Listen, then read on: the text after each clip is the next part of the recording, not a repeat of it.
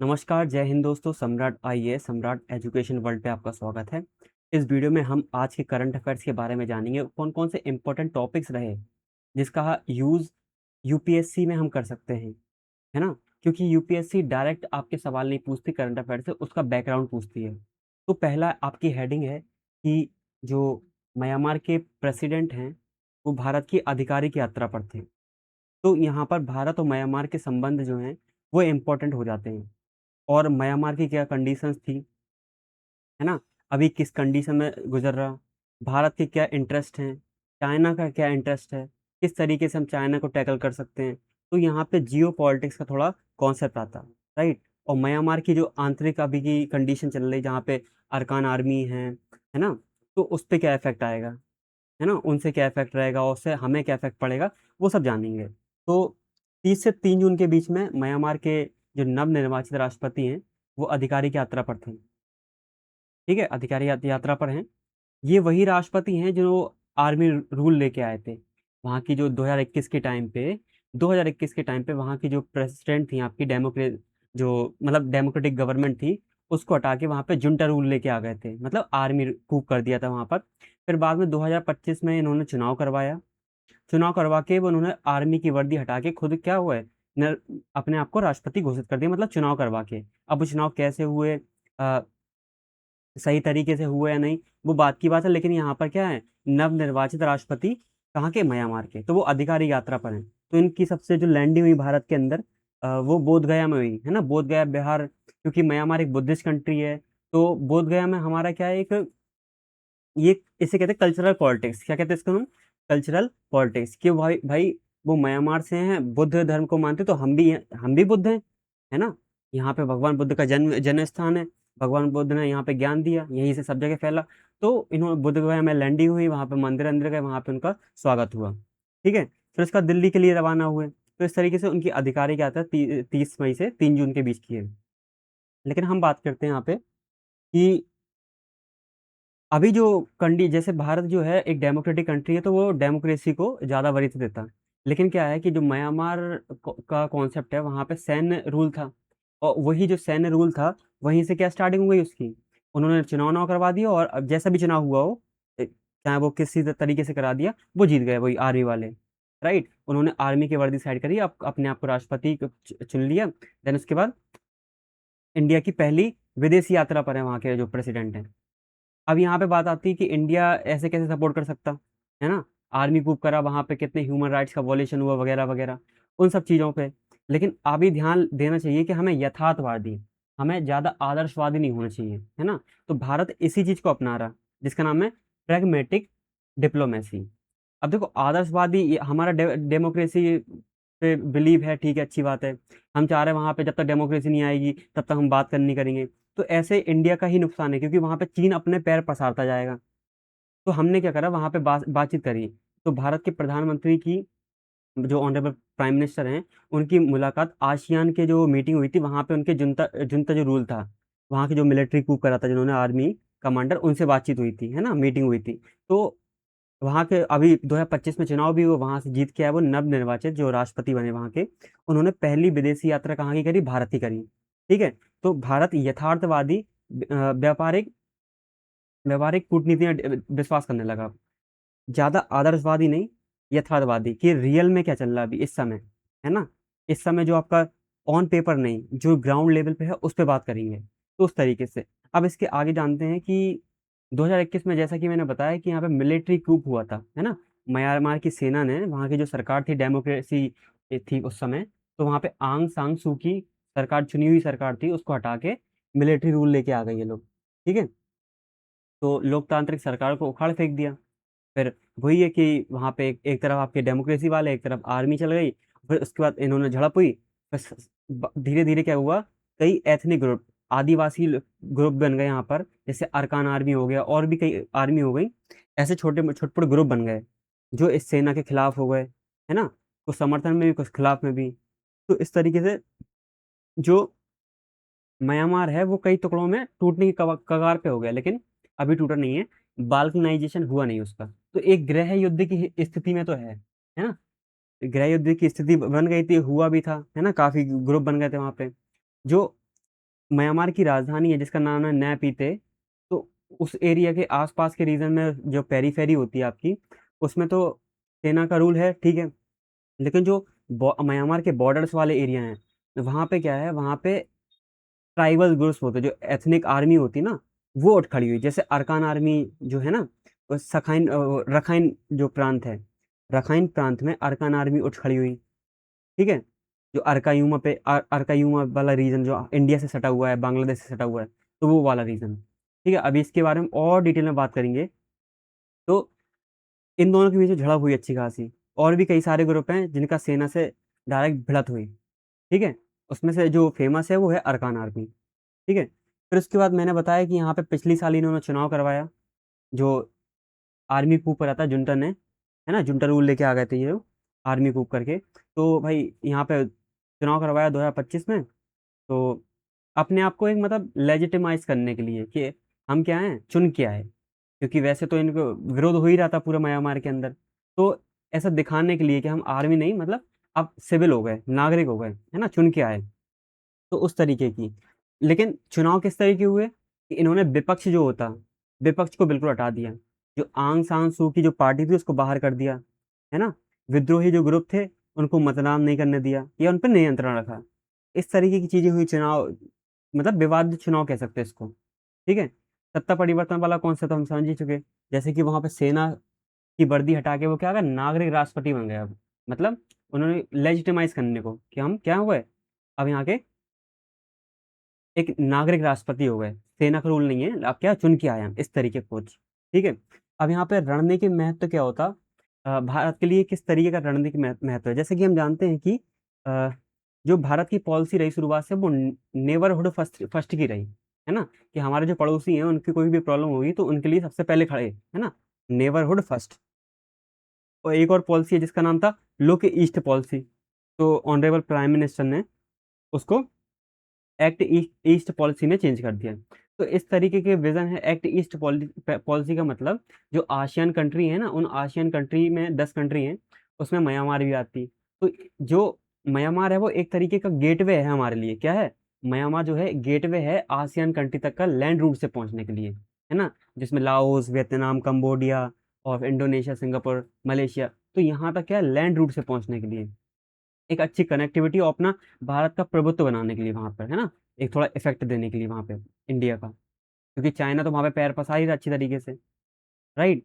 तो neighbourhood first और act east policy को अपनाया इंडिया ने। और सागर हो गया, महासागर हो गया, इस तरीके के विजन को केंद्रित करता, है ना। ऐसे विजन लेके चलता किसके लिए, एक्ट ईस्ट के लिए, कि भाई जो आसियन कंट्री है उनके साथ अच्छा खासा बना के रखना है अपन को, राइट। फिर आंतरिक इसमें क्या कह रहे, इस वाले बॉक्स में ये कहा है, जैसे ये वाला जो बॉर्डर है ना, ये वाला, तो ये 1600 किलोमीटर, समथिंग 1600 किलोमीटर का भारत और म्यांमार का बॉर्डर लगता है। इसमें अरुणाचल प्रदेश, ऊपर अरुणाचल प्रदेश, फिर उसके बाद नागालैंड, मणिपुर और मिजोरम, ये चार जो स्टेट है हमारे, अरुणाचल प्रदेश, नागालैंड, मणिपुर और मिजोरम, चार स्टेट 1600 किलोमीटर कवर करते हैं। और घने घने जंगल हैं, है ना। जो आपकी पूर्वांचल की पहाड़ियां हैं, जो नागा पहाड़ियाँ, मीज़ो पहाड़ियाँ, तो वो घने जंगल है पूरा का पूरा। तो यहाँ से क्या होता है, बहुत सारे उग्रवादी जो ग्रुप होते हैं, है ना, जो मिलिटेंट ग्रुप होते हैं ना, कि हम नॉर्थ ईस्ट को अलग कर देंगे, हमें अलग वो चाहिए, तो उस तरीके को, मतलब म्यांमार, चाइना सपोर्ट करता है, चाइना से यहाँ पे आपके हथियार आते रहते हैं म्यांमार में, और वो इंडिया में भेजते हैं वो सब चीज़ें। तो उग्रवादी ग्रुप को खड़ा करने के लिए भी यहाँ पे, अगर मान लो म्यांमार में शांति आती है तो उससे हमें ही फायदा है, नहीं तो ये उग्रवादी ग्रुप वापस खड़े होंगे। और दूसरा एक कॉन्सेप्ट होता है जिसका नाम है आपका गोल्डन ट्राइंगल। गोल्डन ट्राइंगल का मतलब ये होता जिसमें म्यांमार, थाईलैंड और लाओस, ये अफीम की खेती करते हैं, जो ड्रग्स होते हैं ना, उनको इंडिया में सप्लाई करते हैं यहाँ से, ठीक है, ड्रग्स का। तो मादक पदार्थ हो गए, उग्रवाद हो गए, ये यहाँ से आ सकता। तो सीमा जरूरी है यहाँ पे, मतलब जो तस्कर हो गए आपके, यहाँ पे जो ह्यूमन ट्रैफिकिंग भी कह सकते हैं अपन, ठीक है। और जो भी आपकी आतंकवाद हो गया, उग्रवाद हो गया, ठीक है, और जो मादक पदार्थ हो गए, उनका सीधा सीधा संबंध म्यांमार की स्टेबिलिटी से है। म्यांमार स्टेबल रहेगा तो यहाँ पे ठीक रहेगा चीजें, है ना। क्योंकि वो क्या होता है, चीन तो उकसाना चाहते ही है यहाँ पे, तो चीन कहीं ना कहीं पीछे से सपोर्ट करता है इस चीज को, ठीक है। और एक ऐसा नहीं कि बहुत छोटा मोटा बॉर्डर लगता हो, है ना, 1600 किलोमीटर समथिंग का बॉर्डर है। और साथ में यहाँ पे घने जंगल हैं, तो फेंसिंग करने में भी प्रॉब्लम, है ना, बॉर्डर बनाने में। और कई ऐसी जनजातियां हैं, जैसे कुकी हो गया, मैती हो गया, चिन हो गया, वो क्या होते, वो इंडिया में भी रहती, उधर भी रहती, म्यांमार में। तो वो उनके सांस्कृतिक संबंध है उनके बीच में, है ना? तो इस तरीके से कई सारी प्रॉब्लम्स आती। लेकिन हाँ, आंतरिक सुरक्षा को देखते हुए सीमा प्रबंधन जो है आपका, वो तो करना ही पड़ेगा। जैसे कि यहाँ पे कॉन्सेप्ट है free movement regime. Free movement regime का मतलब ये होता कि म्यांमार और जो इंडिया का बॉर्डर है, आदिवासी लोगों के लिए 16 किलोमीटर म्यांमार में, 16 किलोमीटर इंडिया, आदिवासी लोग आ जा सकते बिना वीजा के। इसे कहते हैं फ्री मूवमेंट रिजीम। लेकिन म्यांमार की जो कंडीशन है उसको देखते हुए तो इन्होंने बंद कर दी, और अच्छी तरीके फेंसी करने की बात करी गई, या जो हमारी होम मिनिस्ट्री है। ठीक है, फिर अगले पॉइंट पे आते। इसमें देखेंगे कि विद्रोहियों पर लगाम बिल्कुल लगानी चाहिए अपन को, क्योंकि जब तक म्यांमार में स्टेबिलिटी नहीं रहेगी तब तक वो क्या बना रहेगा कि भाई इंडिया इंडिया का जो रीजन है उसको भी क्या अनस्टेबल करो, है ना? तो म्यांमार की सरकार को स्टेबल करना जरूरी है यहाँ पे, है ना? इस तरीके की चीजें। फिर फ्री मूवमेंट रिजीम के बारे में हमने बात कर ली यहाँ पर। बता दिया कि मतलब आंतरिक सुरक्षा और सीमा प्रबंधन मतलब वही है कि नेशन फर्स्ट वाली चीज है यार, है ना? हम नेबरहुड फर्स्ट रख रहे हैं, लेकिन हमारे लिए नेशनल इंटरेस्ट भी तो जरूरी है। तो हमारी आंतरिक सुरक्षा सबसे पहले आती है ना? तो बॉर्डर फेंसिंग हो गई आपकी, चाहे वो फ्री मूवमेंट रिजीम को हटाना हो गया, वो भी ठीक है, क्योंकि हमारी इंटरनल सिक्योरिटी की बात है। सीमा प्रबंधन करना बहुत जरूरी है। तो ये अलग से मेंस का टॉपिक है, बस पता होना चाहिए।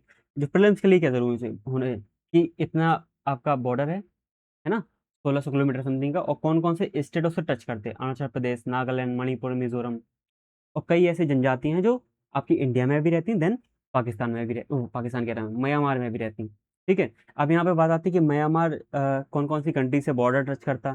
ठीक है, तो आप देखोगे इंडिया से तो कर ही रहा है यहाँ पे बॉर्डर टच। नॉर्थ में किससे करेगा, वो चीन से करेगा। देन यहाँ लाओस से और थाईलैंड, ये चार कंट्री से क्या बॉर्डर शेयर करता है। इसकी कैपिटल का नाम है आपका नैपीते। ठीक है, और यहाँ पे बे ऑफ बंगाल है, देन यहाँ पे अंडमान सी है।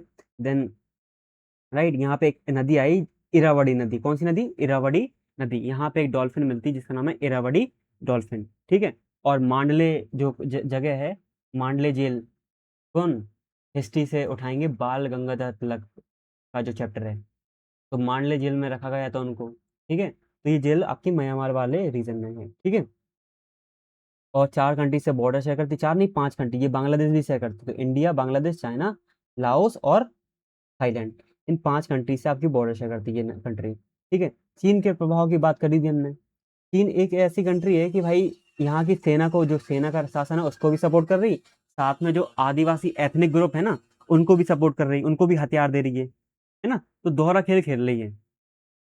यहाँ पे पढ़ोगे तो लिखा होगा म्यांमार का चीन पर गहरा प्रभाव है, आर्थिक हो गया, रणनीतिक हो गया, बिल्कुल इस तरीके का। ठीक है, तो चीन का बहुत ज्यादा प्रभाव है। ठीक है, जबकि इंडिया का कम है। लेकिन वहाँ के जो जुनता शासन के जो अभी नवनिर्वाचित प्रेसिडेंट है, उन्होंने सबसे पहली विदेशी यात्रा चीन की ना करके भारत की करी। इसके पीछे उनका सीधा सीधा संदेश है कि हम भी ऑटोनॉमी चाहते हैं, है ना? म्यांमार के जो प्रेसिडेंट क्या है, वो भी हम भी ऑटोनॉमी चाहते हैं, है ना? एक बैलेंस बनाना चाहते हैं चीन और इंडिया में। ठीक, तो इस तरीके से अभी यहाँ पे पढ़ोगे तो आप पढ़ने का क्या है, पढ़ सकते हैं इसको, कुछ ज्यादा जो लिखा है वही बता दिया मैंने। म्यांमार पर चीन का गहरा प्रभाव, आर्थिक और रणनीतिक प्रभाव है, बिल्कुल है। पश्चिमी देशों द्वारा म्यांमार पर लगाए गए कड़े प्रतिबंधों के कारण वह चीन के अधिक निर्भर हो गया। म्यांमार में जो मिलिट्री कूप हुआ था, तो वेस्टर्न कंट्रीज थे यूरोपियन, तो उन्होंने क्या कर दिया, इसको कई सारे प्रतिबंध लगा दिए। तो अब कहाँ से आया पैसा, कहाँ से आया चीजें, तो चीन ने इसका सपोर्ट करा पीछे अंदर ही अंदर, है ना? तो वही यहाँ पे बताया हो कि चीन पे ज्यादा निर्भरता बढ़ गई। ठीक, भारत भी पहले क्या कर आइडियल कॉन्सेप्ट को अपना रहा था कि जब तक डेमोक्रेसी नहीं आएगी तब तक बात नहीं करेंगे। लेकिन अब हमारा कॉन्सेप्ट ये हो गया कि अब हम देखो नवनिर्वाचित तो हो ही गए, वो है ना, नागरिक तो बन गए, तो उनसे तो बात कर सकते हैं। और साथ में जो आपकी एथनिक ग्रुप हैं, जैसे अरकान आर्मी हो गई, और भी चीजें हो गई, है ना? और भी जो आर्मी है, छोटे छोटे आदिवासी ग्रुप के जो आर्मी गुट बने हुए हैं, उनसे ही बात कर रहे हैं। कौन? बैक चैनल से। कहाँ से बात कर रहे हैं हम? बैक चैनल से। बैक चैनल का मतलब ये होता है जो हमारी खुफिया एजेंसी है वो बात कर रही है। ठीक है, क्योंकि अभी बताऊंगा मैं कॉन्सेप्ट कि अरकान आर्मी के पास ही हमारा जो कालादान मल्टी मॉडल प्रोजेक्ट है ना, वो अरकान आर्मी के कंट्रोल में है। म्यांमार की सेना या म्यांमार के प्रेसिडेंट के कंट्रोल में नहीं है, किसके कंट्रोल में है? अरकान आर्मी के। तो हम म्यांमार के सेना जो जुंटा शासन है, जो उनके प्रेसिडेंट है, उनका तो सब आ गए वो इंडिया में, लेकिन हमें साथ साथ में बैक चलना है पीछे से, है है ना। बैकग्राउंड में हमें ये भी करना कि अरकान आर्मी से आपके कनेक्शन बनाए बने रहें, क्योंकि हमारा इंटरेस्ट है वहाँ पे। कालाधन मल्टी मॉडल प्रोजेक्ट जो है आपका, वो यहाँ से जो कोलकाता के पोर्ट से हमारे नॉर्थ ईस्टर्न वाले रीजन को, मिजोरम वाले रीजन को जोड़ेगा, है ना। सितवे पोर्ट अभी आएगा, वो आगे उसको भी देखते हैं। फिर अगले ये कह रहे हैं कि मिन आंग, जो वहाँ के अभी निर्वाचित प्रेसिडेंट हैं, अपनी पहली अधिकारी यात्रा चीन के बजाय भारत की करी, है ना। और चीन की इंडिया क्या है, भारत का सबसे बड़ा लोक दुनिया का सबसे बड़ा लोकतंत्र है। तो वो ये संदेश देना चाहते हैं कि ठीक है चीन तुमने मदद करी, लेकिन हम भी ऑटोनॉमी चाहते हैं। क्या चाहते हैं? ऑटोनॉमी। ठीक है। तो वही है यहाँ पे कि अब ऑटोनॉमी का कॉन्सेप्ट लेके आ गए, मतलब एक संदेश दे दिया उन्होंने। आगे बात करेंगे यहाँ पे कनेक्टिविटी और बुनियादी ढांचे की। जैसे कि बताया कि जो साउथ ईस्ट एशिया है, आसियान कंट्री है, म्यांमार उसका गेटवे है लैंड रूट से, है ना। 10 कंट्री है, उसमें म्यांमार भी शामिल है। तो लाओस, वियतनाम, कंबोडिया, है ना, इन सब कंट्री पे, मलेशिया, इन सब कंट्री में पहुंचने के लिए म्यांमार एक गेटवे है। भाई क्यों पानी का रूट यूज करें जब हमारे पास ऑलरेडी लैंड रूट है। तो आपने सुना होगा ये वाला, इसी की बात कर रहे थे अपन, कालाधन मल्टी मॉडल प्रोजेक्ट। फिर उसके बाद एक ट्राई लेटरल हाईवे है जो भारत, म्यांमार और थाईलैंड तक जाएगा, फिर आगे और भी कंट्रीज में कनेक्ट होगा, है ना। तो इसकी कालाधान के बारे में बात करेंगे। ये जो प्रोजेक्ट है वो कोलकाता बंदरगाह से जो म्यांमार का सितवे पोर्ट है, सितवे पोर्ट कहाँ पे पड़ता? ये रखाइन प्रांत में पड़ता। जो रखाइन प्रांत है, म्यांमार के रखाइन प्रांत में पड़ता। अभी ये रखाइन जो प्रांत है वो म्यांमार की आर्मी के अंडर में नहीं है। वो किसके अंडर में? जो विद्रोही ग्रुप है, अरकान आर्मी, है ना, मतलब एथनिक आर्मी है। ठीक है। आदिवासी जो गुट है उन्होंने आर्मी खड़ी कर दी, तो इनके कंट्रोल में है। तो कहीं ना कहीं हमें अरकान आर्मी से भी संपर्क बढ़ाना जरूरी है। फिर आपका म्यांमार, ये ट्राइलेटरल हाईवे जो है आपका क्षेत्रीय व्यापार को बढ़ावा देने की जीवन रेखा है, पढ़ सकते हैं इसको, बस पता होना चाहिए। भारत, म्यांमार, थाईलैंड, ये कनेक्टिविटी लैंड रूट से है। ठीक है। उसके बाद बुद्ध डिप्लोमेसी, क्योंकि म्यांमार एक प्योर बुद्धिस्ट कंट्री है, और बुद्ध जी तो हमारे यहाँ ही जन्मे, हमारे यहाँ ही ज्ञान दिया उन्होंने, सब कुछ, है ना। तो एक कल्चरल रिलेशन है म्यांमार से हमारा। और म्यांमार के जो प्रेसिडेंट है उनकी सबसे पहली यात्रा ही कहाँ की हुई? बोध गया में एंट्री करवाई उनकी, फिर दिल्ली आए वो, है ना। तो इस तरीके से एक बुद्ध डिप्लोमेसी वाला कॉन्सेप्ट भी हम लेके चल रहे हैं। अब हम वो आइडियल कॉन्सेप्ट पे नहीं, हम रियल पॉलिटिक्स में बिलीव करते हैं ना। रियल जियो पॉलिटिक्स की ग्राउंड लेवल पे क्या चल रहा, नेशनल इंटरेस्ट कैसे ठीक होगा हमारा, है ना, मेन तो वही है। तो आगे क्या लिखा है इन्होंने? अब ये बताया कि इनकी यात्रा से कौन कौन सी चीज़ों पर बात करेगी। सुरक्षा सहयोग, खुफिया जानकारी साझा करना, सीमा पर ड्रोन हमले को रोकना, सीमा प्रबंधन तंत्र को मजबूत करना, आर्थिक संबंधों के बाद व्यापार मंच के बारे में बात करें भागीदारी के लिए, और व्यापार को, द्विपक्षीय जो व्यापार है उसको बढ़ाना, इस तरीके से बात हुई। ठीक है। ये तो किसी कोई भी देश आएगा तो उससे ऐसी बात होती। ठीक है। फिर बुद्ध के कूटनीति का बता दिया कि बौद्ध गया की यात्रा करी उन्होंने, सांस्कृतिक संबंध है। तो ये जो बुद्ध धर्म है ना, जो भगवान बुद्ध हैं, वो हमारी सॉफ्ट पावर को दर्शाते हैं। आप पूरी आसियान कंट्री जो साउथ ईस्ट एशिया है, वहां पे भारत की यही सबसे बड़ी सॉफ्ट पावर है कि हम क्या हैं, एक बुद्धिस्ट, वो बुद्धिस्ट कंट्री है, और यहाँ पे बुद्ध जी का जन्म हुआ। तो ये सबसे बड़ी सॉफ्ट पावर है भारत की। जो भी बुद्धिस्ट कंट्री है सबसे पहले कहाँ उतार दो? जहाँ पे बुद्ध जी का जन्म हुआ, है ना। बुद्ध जी से रिलेटेड नालंदा में उतार दो उनका एयरपोर्ट। तो ये इसे कहते हैं बुद्ध डिप्लोमेसी। तो सॉफ्ट पावर के रूप में हम यूज करते हैं। सॉफ्ट पावर का मतलब कि हम कल्चरली कनेक्शन बैठाना चाहते हैं, इसे सॉफ्ट पावर कह सकते हैं, है ना। मार धाड़ के उसमें नहीं, हम आप पे इन्फ्लुएंस करना चाहते हैं, लेकिन पोलाइटली, है ना। जो हमारा कल्चर है, आपका कल्चर है, जो टाई बन रहा है हमारे बीच में, जो भी कनेक्शन बन रहा है उसके बेस पे। तो बुद्ध जी हैं एक सॉफ्ट पावर के रूप में भारत के लिए, हाँ, ठीक है, सामने आ रहा है। फिर यथार्थवादी कूटनीति का बता दिया मैंने कि आइडियल कॉन्सेप्ट नहीं, बस जो ग्राउंड लेवल पे है उसकी बात करेंगे। ठीक है। पहले क्या होता था कि भाई म्यांमार में लोकतंत्र नहीं आएगा तब तक बात नहीं करेंगे, लेकिन अब यार आपका समय चेंज है ना। अब चीन का भाई वो स्ट्रिंग ऑफ पर्ल्स की नीति अपना रहा, घेर रहा तुमको, तो क्या वो डेमोक्रेसी का ही टाइम देखते रहोगे क्या? नहीं, हमें बात करनी पड़ेगी। चाहे वो बैक चैनल से करो आप, चाहे उनकी आर्मी से करो, चाहे वो जैसे भी चुन के आए उनसे बात करो, तो हुई बात, राइट। नेशनल इंटरेस्ट सबसे पहले। ठीक है। तो जैसा कि बताया यहाँ पे यथार्थवाद को फॉलो कर रहा है अब इंडिया, इसे कहते हैं रियल पॉलिटिक्स, ग्राउंड लेवल पे क्या चल रहा है। ठीक है। संवादहीनता कोई विकल्प नहीं है, वही बताया यहाँ पे कि भाई म्यांमार में लोकतंत्र नहीं है तो क्या बात नहीं करोगे क्या? करनी पड़ेगी, नहीं तो वो चीन की गोद में जाके बैठ जाएगा, है ना? और हमारे चीन की गोद में जाके बैठ जाएगा, वो हथियार हथियार दे रहे हैं, तो नॉर्थ ईस्ट में इंसर्जेंसी पैदा करेंगे वो। सच पाए बात को, चीन तो इसलिए बैठे ही है, ठीक है, कि भाई यहाँ पे मिलिटेंट ग्रुप को उठा दो, उग्रवादियों को सपोर्ट कर दो, म्यांमार से एंटर करा दो, बस। तो इसी चीज को लेके हमारी जो नीतियां हैं वो चेंज हुई, कुछ सालों में चेंज हुई, जो काफी अच्छा है ना? समय की मांग है चेंज होना, और बिल्कुल रियल पॉलिटिक्स में ही बिलीव करनी चाहिए अपन को। ज्यादा आदर्शवाद भी हानिकारक हो सकता है, ठीक है। फिर संस्थागत संबंध, उसको पढ़ सकते, देख लेना, यहाँ पे कोई जरूरी है नहीं, ठीक है। फिर देन उसके बाद म्यांमार ये वही सब है जो मैंने बता दिया ना। एक तरफ लोकतंत्र का समर्थन कर रहे हैं, देन उसके बाद दूसरी तरफ राष्ट्रीय सुरक्षा, इस पे भी ध्यान देना अपन को कि भाई हमारी राष्ट्रीय सुरक्षा भी सबसे मेन, ठीक है। और बैक चैनल वाला कौन सा भी बता दिया मैंने कि भाई, तो वहाँ पे जो मेन गवर्नमेंट बन गई है अब, उससे तो बात करी थी, जो आर्मी का रूल है वही बन गई ना।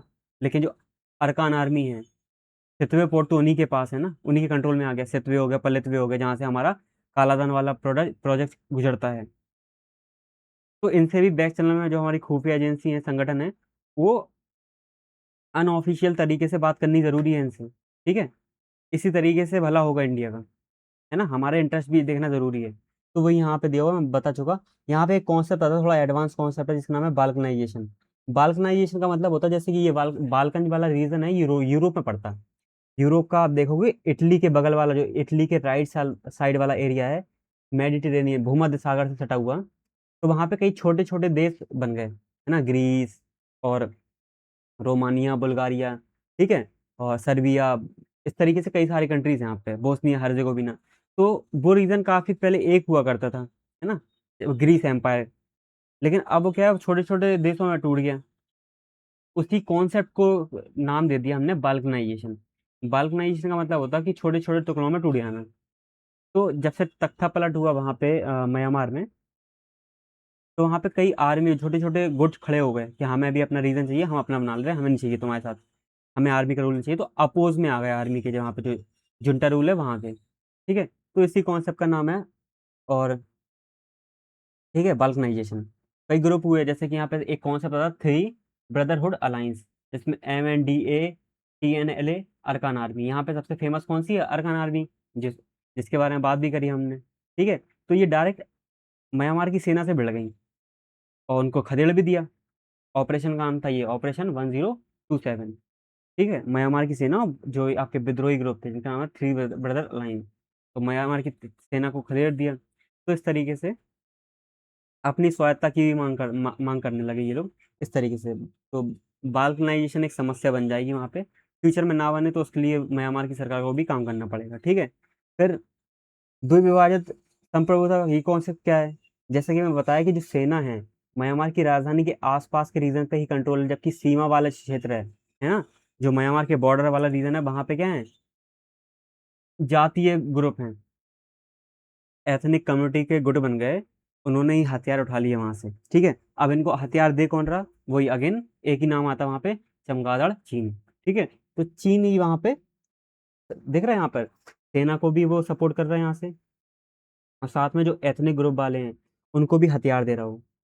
तो इस तरीके के कॉन्सेप्ट अपना रहा हूँ। भारत के लिए संकट क्या है कि वही है भाई, भारत के अगर यहाँ पे म्यांमार में इंसर्जेंसी बढ़ती है, म्यांमार में हलचल होती है, तो उसकी धमक कहाँ तक आएगी? हमारे इंडिया तक भी आएगी, है ना? तो वहां पे यहाँ पे भी वो उग्रवाद बढ़ाने की कोशिश करेंगे, और उसको पीछे से सपोर्ट करेगा चाइना, है ना? तो नॉन स्टेट फैक्टर से भी हमें बात करनी जरूरी है, जो हमारी जरूरत है इस समय की, ठीक है। भारत की दोहरी चुनौती, है ना, ये सब, आंतरिक सुरक्षा एंड पड़ोसी देश। तो वही है कि हम आंतरिक सुरक्षा को देखें या पड़ोसी देश, पड़ोसी नीति को देखें, नेबरहुड फर्स्ट पॉलिसी को देखें। तो जैसे कि बताया कि मैंने, फ्री मूवमेंट रेजीम जो थी आदिवासी लोगों के लिए बिना वीजा के 16 किलोमीटर आना जाना, है ना, बॉर्डर के 16 किलोमीटर, इस तरीके का क्यों बंद कर दिया, इसको निलंबित कर दिया? क्योंकि यहाँ से क्या, उग्रवाद बढ़ रहा था, हथियार हो गया, ड्रग्स हो गए, इनकी तस्करी हो रही थी, ठीक है। तो इसलिए बंद कर दिया। और शरणार्थी वाला कौन सा, जो रोहिंग्यास थे, है ना, क्योंकि म्यांमार में इंसर्जेंसी हुई, तो रोहिंग्यास भी आए, वहाँ कई और भी लोग आए, वो इंडिया में। तो यहाँ पे क्या डेमोग्राफिक चेंज होगा, तो सरकार ने बॉर्डर फेंसिंग का निर्णय ले लिया, जब जितना भी हो बॉर्डर फेंसिंग करेंगे वगैरह वगैरह। तो यहाँ पे केवल यही है मेन यार, नेशनल इंटरेस्ट है कि हमारी आंतरिक सुरक्षा ही सबसे पहले है ना। पड़ोस नीति को हम थोड़ा साइड में रखते हैं अभी, तो फ्री मूवमेंट रेजिम को हटा दिया और बॉर्डर फेंसिंग करना शुरू कर दी। देन ये चीज पता होना चाहिए अपन को, राइट। नेक्स्ट है आपका रणनीतिक दुविधा। ये क्या है? रणनीतिक दुविधा में एक्ट ईस्ट, ईस्ट का कॉन्सेप्ट है कि हम फ्री मूवमेंट रेजिम लेके आ रहे हैं, बॉर्डर फेंसिंग कर रहे हैं, तो कहीं इस पे इफेक्ट ना पड़े, एक्ट ईस्ट पॉलिसी पे इफेक्ट ना पड़े, क्योंकि भारत एशियन कंट्री में चाइना के इफेक्ट को कम करने के लिए एक्ट ईस्ट पॉलिसी बहुत कारगर है ना। अभी आगे पढ़ेंगे, ब्रह्मोस वाला कॉन्सेप्ट भी है, वहां बताऊंगा वहां पे कॉन्सेप्ट, ठीक है। तो ये गेट वे है, और हम बॉर्डर फेंसिंग कर देंगे तो कहीं ना कहीं कई सारी प्रॉब्लम्स हो सकती। उसमें एक तो ये रणनीतिक दुविधा हो गई आपकी एक्ट ईस्ट पॉलिसी वाला। दूसरा एक कल्चरल डिलेमा पैदा हो जाएगा, क्योंकि कई जातियां जनजातियां ऐसी हैं जो म्यांमार और इंडिया दोनों में रहती है ना। तो उस तरीके से प्रॉब्लम हो सकती। और जैसे यहाँ पे लिखा नागा हो गया, कुकी हो गया, चिन हो गया, वो दोनों तरफ रहती, वो नाराज हो सकते। और मैं जिससे म्यांमार से जो ये सांस्कृतिक संबंध है उस पर इफेक्ट आ सकता, ठीक है। लेकिन फिर भी इन सबको कॉम्प्रोमाइज करके हमारा नेशनल इंटरेस्ट सबसे पहले है। और अगर म्यांमार स्टेबल होगा उससे हमें ही फायदा है, और म्यांमार की स्टेबिलिटी होगी, अरकान आर्मी आपकी सपोर्ट करेगी, मतलब वहां पे स्टेबिलिटी आएगी, तो हम इस चीज को वापस रिवाइव करेंगे फ्री मूवमेंट रेजिम को, क्योंकि इससे हमारा ही फायदा है, ठीक है। अगला पॉइंट है आपके इंफ्रास्ट्रक्चर प्रोजेक्ट की विफलता। दो प्रोजेक्ट बताए, कालाधन और ट्राईलेटरल हाईवे का, है ना। $400 मिलियन अटका हुआ है इस प्रोजेक्ट में। कहाँ पे? सितवे पोर्ट है, जो किसके अंडर में है? अरकान आर्मी के, इसलिए तो हम बैक चैनल से बात कर रहे हैं, ठीक है। पलेतवे हो गया, इसके ये मिजोरम को जोड़ेगा, इधर से आएगा वहां पे सितवे पोर्ट पे, वहां से कनेक्ट होते हुए रोड रेल लाइन से जरिए हमारे मिजोरम में आएगा। तो नॉर्थ ईस्ट से कनेक्टिविटी, हमारा जो नॉर्थ ईस्ट में वाला पार्ट है उससे कनेक्टिविटी बढ़ेगी, ठीक है। तो एक ऑप्शन की तरह ले रहा है इस चीज को, मतलब कनेक्टिविटी के लिए ही काम में आएगा। ऐसा कुछ है नहीं कि चाइना कभी वो जो हमारा चिकन नेक कहते हैं उसको, उसको कभी खेला, ऐसा कभी नहीं होने वाला, ठीक है। Got it. तो अगला है आपका चीन का दौरा, खेल बिल्कुल बता दिया मैंने। एक तरफ म्यांमार की जो सेना है, जुंटा रूल है, उसको भी सपोर्ट कर रहा है, साथ साथ में उसको हथियार भी दे रहा, जो एथनिक ग्रुप हैं उनको भी हथियार दे रहा है, जैसे कि MNDA को भी हथियार दिए उन्होंने, यूनान प्रांत में जो चीन से लगा बॉर्डर है वहां पे, ठीक है। साथ में जो ऑफिशियल गवर्नमेंट है वहाँ की, उससे उसके संपर्क में रहेगा, उसको सपोर्ट तो करेगा ही, क्योंकि चाइना म्यांमार इकोनॉमिक कॉरिडोर, ये क्या है? चाइना म्यांमार से एक बॉर्डर लेके आ रहा है, मतलब वो एक कॉरिडोर बना रहा है जो कि बंगाल की खाड़ी तक आएगा, है ना। वहां पे वो सी पैक बना दी उन्होंने पाकिस्तान के साथ, जो अरब सागर में है। यहाँ से आपके सी मैक बनाना चाह रहे हो, ठीक है। तो इस पे काम करना चाह रहे हो, तो मतलब इंडिया को घेरने की पॉलिसी बनाई इन लोगों ने। तो उसी के तो इंडिया को ही अपना नज़रिया चेंज करना होगा, राइट। नहीं तो ऐसे चीन का बहुत ज़्यादा पैर पसारता जाएगा वो, फिर बफर स्टेट की तरह काम करवाएगा उससे, बिल्कुल। जो बे ऑफ बंगाल है, चाइना है, उसके बीच में कंट्री है जिसका नाम है म्यांमार, तो बफर स्टेट की तरह काम करेगा। जो चाइ वो आपका क्या कहते हैं उसको, म्यांमार का जो पोर्ट है आपका, क्योफ्यू क्योफ्यू डीप सी पोर्ट, तो किसके अंडर में है वो? तो यहीं पे तो डेवलप कर रहा है वो चीज़ें, सी मैक के अंडर में आएगा ये। तो चाइना इसको इसलिए डेवलप करना चाहता है, यहाँ पे एक मलक्का का डायलेमा है। मतलब जो मलक्का स्टेट है ना, वहाँ पे हमारा अंडमान निकोबार वाला रीजन आता है। कभी भविष्य में इंडिया अगर उसको बंद करेगा, मतलब युद्ध की कंडीशन बनती, तो मलक्का को ही सबसे पहले चौक करेगा इंडिया। तो उस डायलेमा से निपटने के लिए यहाँ पे म्यांमार में इन्वेस्ट कर रहा है कौन? कि हमारा मलक्का से संबंध ही खत्म हो जाए, हम का डायरेक्ट कहाँ से आएंगे? म्यांमार से।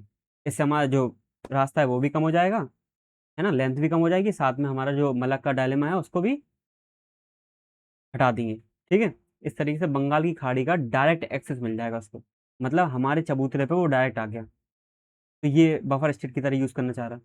भारत को तो नुकसान ही नुकसान है भाई, है ना। हथियार लेके आ रहे हैं, ड्रग्स लेके आ रहे हैं, यहाँ पे इंसर्जेंसी भड़का रहे हैं तुम। तो जो हमारा नॉर्थ ईस्ट वाला पार्ट है, वहाँ की बात कर रहा हूँ मैं। ठीक है, तो इसको पढ़ सकते हैं आप, पढ़ लेना। वही सब चीजें हैं जो बताया यहाँ पे। कौन सा था? लीवरेज। लीवरेज मतलब यहाँ पे ये कह रहे हैं कि दबाव डालना। तो चीन के पास ज्यादा कैपेसिटी है, हमारे पास उतनी कम है। ठीक है, तो चीन हथियार दे गया, पैसा दे गया, जैसे भी सपोर्ट करके उनको कुछ भी मनवा लेगा वो। ठीक है, क्योंकि चीन हार्ड पॉलिसी का यूज करता है, हम सॉफ्ट पॉलिसी वाले हैं, है ना। हम सॉफ्ट पावर का यूज करना चाहते हैं, जो हो भी रहा। म्यांमार के जो प्रेसिडेंट वो आए भी हैं इंडिया में, बोध गया में।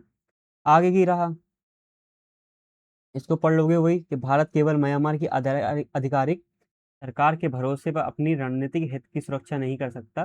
भारत को अपनी नीतियों में बदलाव करने की आवश्यकता है। यही तो बता रहे हैं अभी मैं, जब से यही तो चिल्ला रहे हैं। यहाँ पे नाम दिया ट्रैक 1.5 एंड ट्रैक 2, जिसमें एक तरफ हम सरकार से ही बात करेंगे, वहाँ के राष्ट्रपति से, और साथ साथ जो हमारी खुफिया एजेंसी हैं, जैसे रॉ हो गया, और भी एजेंसी हैं, वो कहाँ बात करेंगी? वो अरकान आर्मी हो गया, चिन नेशनल फ्रंट हो गया, इनसे बात करेंगी। क्योंकि इन दी एंड हमारे बॉर्डर इन्हीं से लगते हैं, तो इनका सपोर्ट इंडिया के लिए बहुत ज़रूरी है, और वो भी खुफिया तरीके के लिए। क्योंकि ये क्या, नॉन स्टेट फैक्टर है ना, ये ऑफिशियल तो है नहीं, लेकिन फिर भी हम बैक चैनल से बात करेंगे इनसे। तो इस तरीके से हमारी कूटनीति में बदलाव होना बिल्कुल ज़रूरी है। नहीं तो चीन तो बैठे ही है फिर सब कुछ हड़पने के लिए। ठीक है, आशियन कंट्री का कॉन्सेप्ट। आशियन कंट्री ने जो म्यांमार में संकट आया था ना, उसके लिए 5 पॉइंट कंसेंसस दिया था, तो उस पर मजबूती से काम करना। साथ साथ आपने देखा होगा कि जापान हो गया, इंडिया हो गया, म्यांमार हो गया, ये बुद्धिस्ट कंट्री हैं, है ना, बुद्ध धर्म को ज़्यादा मानती हैं, है ना। तो जापान इंडिया साथ मिलकर म्यांमार में क्या करें? चाइना को काउंटर करने के लिए वहाँ के विकास की परियोजना चलाएं, है ना। इंफ्रास्ट्रक्चर डेवलपमेंट, बहुत सारी चीज़ें कर सकते हैं। तो ऐसा भी हम कॉन्सेप्ट अपना सकते हैं यहाँ पे। ठीक है, फिर एक यहाँ पे आता शरणार्थी नीति का स्पष्टीकरण। मतलब रिफ्यूजी जो लॉ है उसकी सही से परिभाषित हो जाए, कि हमें उनको भगाना ना पड़े। मतलब एक स्पष्ट कानून तो हो हमारे पास, क्योंकि इंडिया जो है वो रिफ्यूजी का जो लॉ है उस पर साइन नहीं करे। लेकिन फिर भी हमारे यहाँ अधिकतर रिफ्यूजी आते हैं, चाहे वो अफगानिस्तान से हो, म्यांमार से रोहिंग्या आ रहे हैं, बांग्लादेशी आ रहे हैं कहीं। तो उनसे कानूनी व्यवस्था से ना निपटा जाए, बल्कि एक तरीके से मानवीय आधार पर निपटा जाए। तो उसके लिए स्पष्ट तो हो वो कानून, है ना। तो उसके बारे में बात करी गई कि शरणार्थी जो नीति है उसका स्पष्टीकरण हो। तो ये इसमें पॉलिसी में चेंज होना जरूरी है। फिर निष्कर्ष की बात आती है कि हाँ, सबसे पहले क्या था? कोई दोस्त नहीं है, कोई दुश्मन नहीं है। सबसे पहले हमारा क्या है? National interest. साइड कर दो सारी चीज़ों को, बस हमें अपने देश के बारे में सोचना है। तो इस तरीके की चीज़ें सोची जाएंगी तभी कुछ होगा। और आइडियलिज्म को हटा के हमें रियल पॉलिटिक्स में बिलीव करनी चाहिए, है ना। चीन को काउंटर करने के लिए तो करनी पड़ेगा भाई ये सब चीज़ें, और हम कर भी रहे। फिर बात आती कि यथार्थवादी रणनीति में हमने किसकी बात करी? अरकान आर्मी की, तो उसके बारे में भी जान लो। तो समानांतर सत्ता बन चुकी कहाँ पे? अरकान, जो अरका वाली रीजन है आपका, बांग्लादेश और इंडिया से सटा हुआ बॉर्डर जो है, मिजोरम मिजोरम वाला बॉर्डर। वहाँ पे रखाइन प्रांत है। कहाँ पे? रखाइन प्रांत में। तो रखाइन प्रांत में सन 2009 में अरकान आर्मी का गठन हुआ। ठीक है, कौन है ये? बहुसंख्यक बौद्ध हैं। इन्हीं लोगों ने कहा वहाँ के जो रोहिंग्या थे उनको भगा दिया था।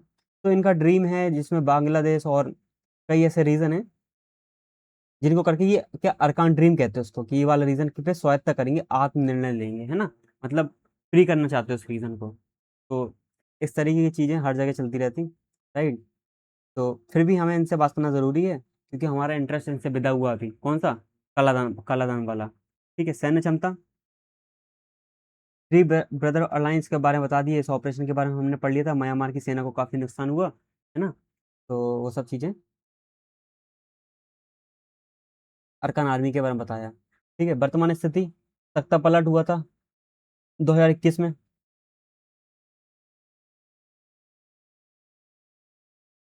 2021 में तख्ता पलट हुआ था। तो वहाँ पे जो रखाइन प्रांत है, चीन प्रांत है, वहाँ पे ये सेना आपकी खड़ी हुई थी।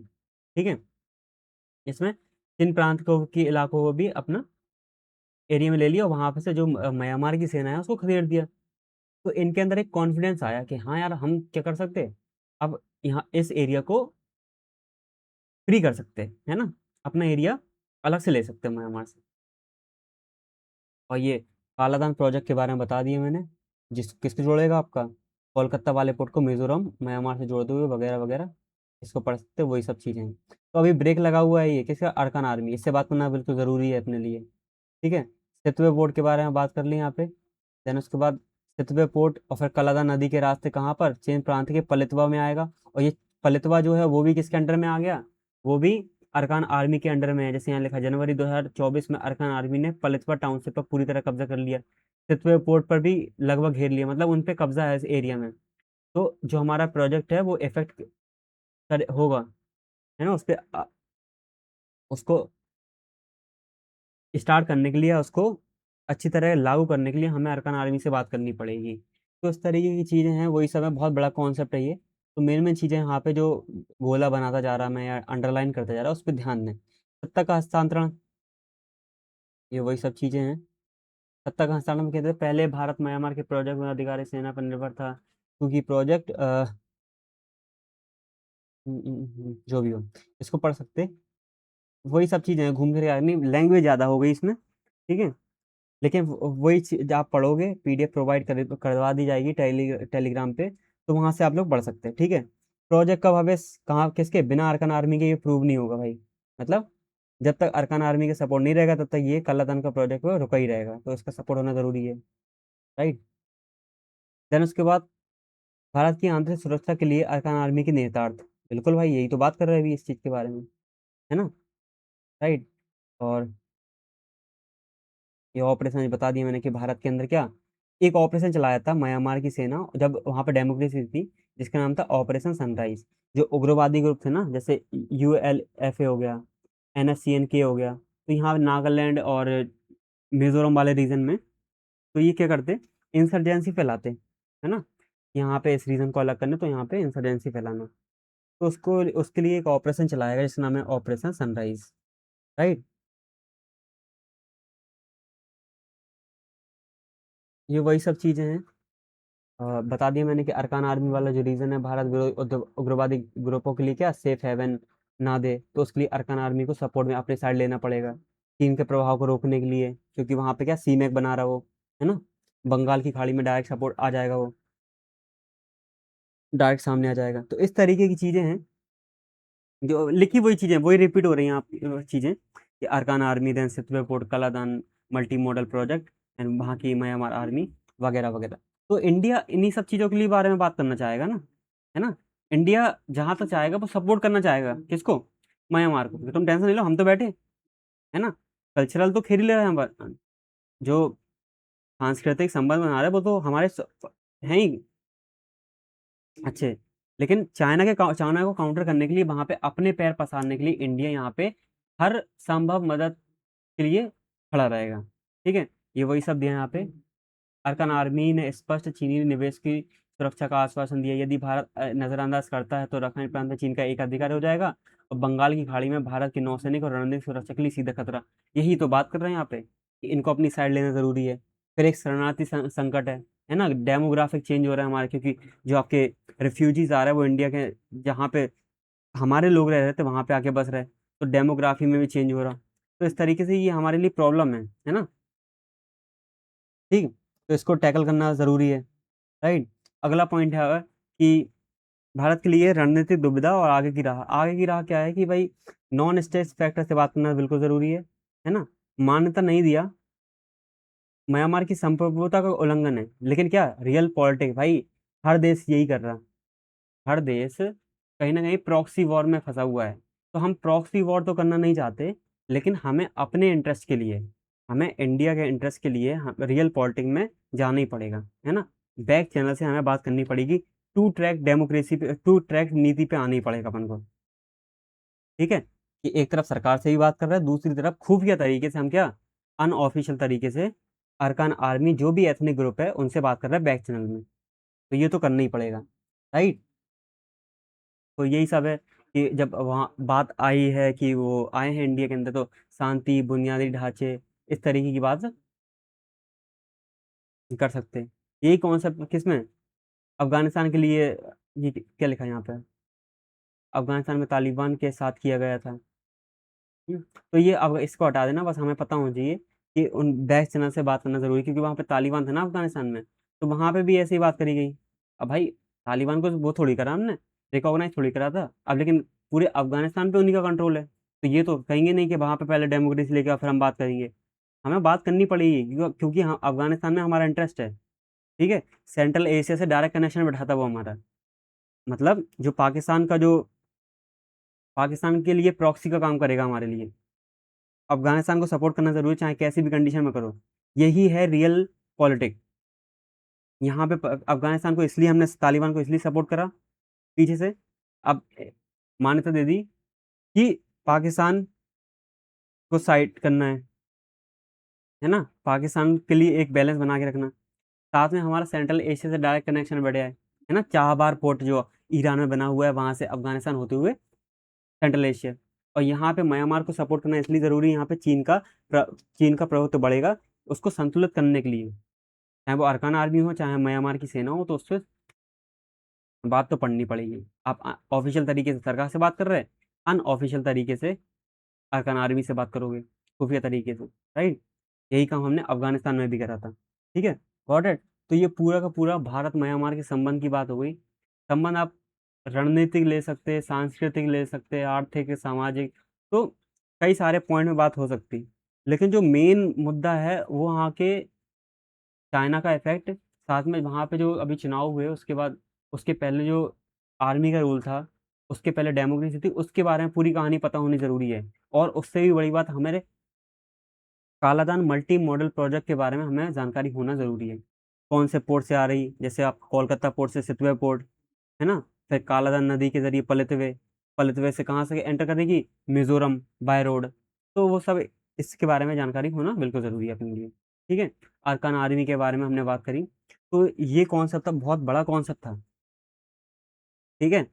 और बहुत बड़ा कॉन्सेप्ट का मतलब है, अगर आपने एक बार पढ़ लिया ये चीज़, ठीक है, तो फिर उसके बाद पढ़ने की जरूरत नहीं पड़ेगी आपको। बहुत आसान लैंग्वेज में लिखा हुआ है ये, है ना, पढ़ सकते हैं, राइट। अगला है आपका माइक्रो मून या ब्लू मून। ब्लू मून देखेंगे अभी इसमें, ब्लू माइक्रो मून। तो देखो, एक तो होता ब्लू मून, एक होता माइक्रो मून। अभी क्या है कि 30-31 की रात को माइक्रो और ब्लू दोनों एक साथ दिखाई दिए, तो एक दुर्लभ घटना है ये। तो इसको देखते हैं, सबसे पहले ब्लू मून होता क्या है। ब्लू मून कुछ नहीं, अगर एक महीने में दो पूर्णिमा आ रही, 1 मंथ में दो पूर्णिमा आ रही, तो जो दूसरी वाली पूर्णिमा होती उसको ब्लू मून कह देते हैं अपन। एक महीने में अगर दो पूर्णिमा आ रही, तो उसकी दूसरी वाली जो दूसरी पूर्णिमा बनी एक महीने के अंदर, उसको हम ब्लू मून कह देते हैं, ठीक है, गॉट इट। तो ब्लू मून का मतलब केवल नीले रंग से नहीं है ना, ये लूनर साइकिल पे भी डिपेंड करेगा। जो कैलेंडर होता और लूनर साइकिल है उसके बीच में जो अंतर आ रहा है, जैसे मान लो 1 मई को 1 या 2 मई को पूर्णिमा आई, 1 मई को पूर्णिमा आई मान लो, और चंद्रमा क्या करता, जो अमावस्या से अमावस्या का अगली अमावस्या का टाइम है वो 29 दिन समथिंग का होता है ना, 29 डेज। तो 30 मई को ऑब्वियस बात है यहाँ पूर्णिमा बनेगी, है ना।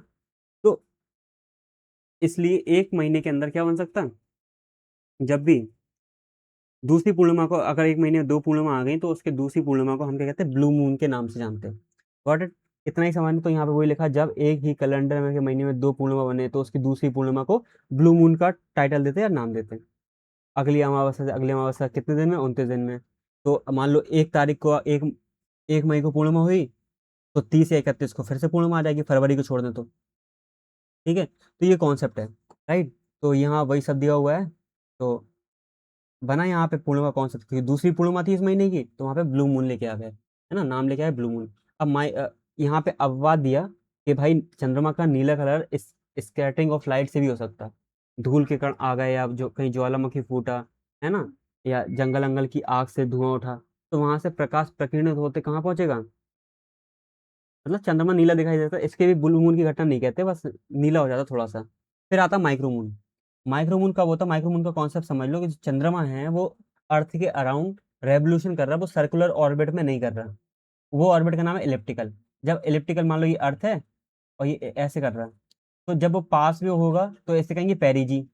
जब चंद्रमा दूर होगा ऐसे कहेंगे एपोजी। क्या कहेंगे, एपोजी, क्योंकि एपोजी, एपोजी है, दूर है, तो अर्थ से बहुत छोटा दिखाई देगा, तो उसी का नाम है माइक्रोमून। तो एपोजी की कंडीशन में चंद्रमा पृथ्वी से बहुत दूरी पर होता तो छोटा दिखाई देगा। और साथ में उस दिन पूर्णिमा भी हो गई, तो पूर्णिमा हो गई, साथ में वो इलेक्ट्रिकल पाथ में एपोजी की कंडीशन में था, और वो पूर्णिमा ऐसी पूर्णिमा नहीं थी, वो महीने की दूसरी पूर्णिमा थी, तो वो क्या होगा, ब्लू मून भी हो गया। तो माइक्रो मून के साथ साथ यहाँ पे क्या, ब्लू मून का भी कॉन्सेप्ट आ गया, तो उसका उसी का नाम दिया ब्लू माइक्रो मून। ठीक है, तो इतना समझ में आ गया, बहुत आसान सा था कॉन्सेप्ट ये।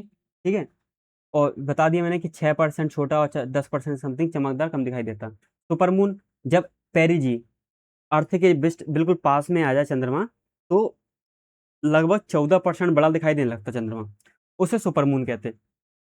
और माइक्रो मून किस कंडीशन में होता, वो एपोजी कंडीशन में होता है, जब पृथ्वी और चंद्रमा की दूरी सबसे ज्यादा हो। ठीक है, गॉट इट। तो सुपर मून के बारे में बात कर ली, यहाँ पे 14% बड़ा, 30% अधिक चमकदार दिखाई देता, कब होता है ये, पेरिजी की कंडीशन में होता है। ठीक है, माइक्रो मून के बारे में बात कर ही ली। ठीक है, फिर यहाँ पे एक ज्वार भाटा का कॉन्सेप्ट आता है टाइड्स का, है ना। तो जैसे कि टाइड्स के बारे में बात करते हैं, टाइड्स जो होता है समुद्र के पानी का ऊपर उठना फिर नीचे चले आना, समुद्र के पानी का ऊपर उठना फिर नीचे चले आना, तो ये ज्वार भाटा का कॉन्सेप्ट होता है, राइट। अब इसमें क्या होता है, ज्वार भाटा जो होते हैं वो दो टाइप के होते हैं, जो ज्वार भाटा होते हैं वो दो टाइप के होते हैं, राइट। अब दो टाइप के कैसे, एक होता है आपका स्प्रिंग, एक होता है नीप। एक होता है स्प्रिंग,